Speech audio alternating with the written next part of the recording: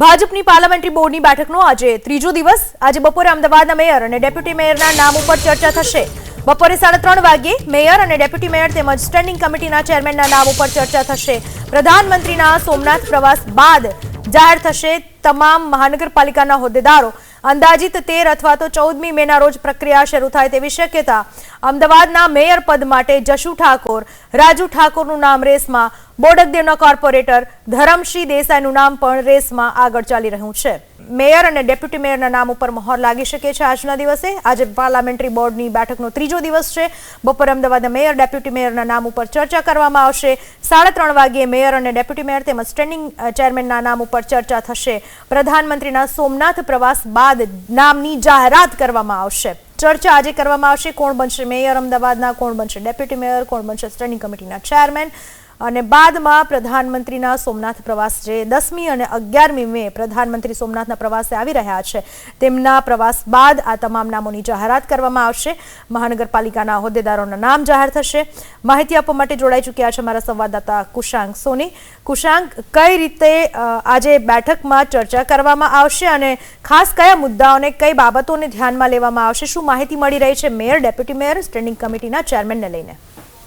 જો રાજ્યની સૌથી મોટી મહાનગરપાલિકા અમદાવાદમાં 160 બેઠકો પર વિજય મેળવ્યા બાદ હવે મેયર, ડેપ્યુટી મેયર અને સ્ટેન્ડિંગ કમિટીના ચેરમેન પદે કોને નિયુક્ત કરવામાં આવે છે તેના પર સૌ કોઈની નજર છે. આજે બપોરે 3:30 કલાકે પાર્લામેન્ટરી બોર્ડ બેઠકમાં અમદાવાદ શહેરની ચર્ચા છે તે હાથ ધરવામાં આવશે. સ્વાભાવિકપણે ઓબીસી પુરુષ તરીકે મેયરના નામની રોસ્ટરમાં જાહેરાત કરવામાં આવી છે અને તેને જોતા જે 4 જેટલા ઉમેદવારો છે તેના ઉપર પ્રબળ શક્યતાઓ છે આજે ચર્ચા કરવામાં આવે, જેમાં શાહીબાગ વોર્ડના જશુજી ઠાકોર છે, તેની સાથે વેજલપુર વોર્ડના રાજુ ઠાકોર અને બોડકદેવ વોર્ડના ધરમસિંહ દેસાઈ છે, તેમને મેયર પદે નિમણૂક કરવામાં આવે તે પ્રકારની શક્યતાઓ છે. સ્ટેન્ડિંગ કમિટી ચેરમેનમાં વધુ એક નામ છે તે ઉમેરવામાં આવ્યું છે અને તે છે નિકોલ વોર્ડના પરેશ લાખાણીનું. પરેશ લાખાણી ગત ટર્મમાં અમદાવાદ કર્ણાવતીના એટલે કે સંગઠનના મહામંત્રી રહી ચૂક્યા છે. તેની સાથે પાલડી વોર્ડના જૈનિક વકીલ અને બોડકદેવ વોર્ડના દેવાંગ દાણી જેઓ ગત ટર્મમાં સ્ટેન્ડિંગ કમિટી ચેરમેન રહી ચૂક્યા છે તે તમામના નામ છે તેની ચર્ચા કરવામાં આવશે.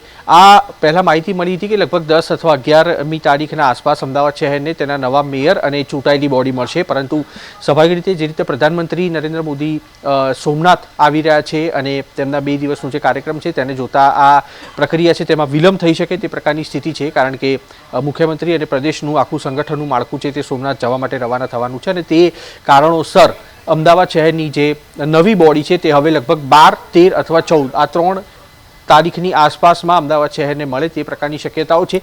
મુખ્ય 5 હોદ્દેદારોની નિમણૂક થયા બાદ અમદાવાદ શહેરની અન્ય 11 જેટલી પેટા કમિટીઓ છે તેના ચેરમેનની નિમણૂક કરવામાં આવશે, જેથી કરીને આગામી સપ્તાહે ચિત્ર સ્પષ્ટ થશે કે અમદાવાદ શહેરના મેયર તરીકે કોની નિયુક્તિ કરવામાં આવી છે અને સ્ટેન્ડિંગ કમિટી ચેરમેનનું જે મહત્વનું પદ છે તેના પર કયા કાઉન્સિલરને ભારતીય જનતા પાર્ટી છે તે ચૂંટીને મોકલે છે.